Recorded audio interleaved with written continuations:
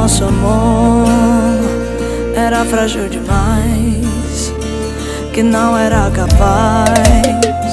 Mas não ouvi ninguém que não quer nosso bem.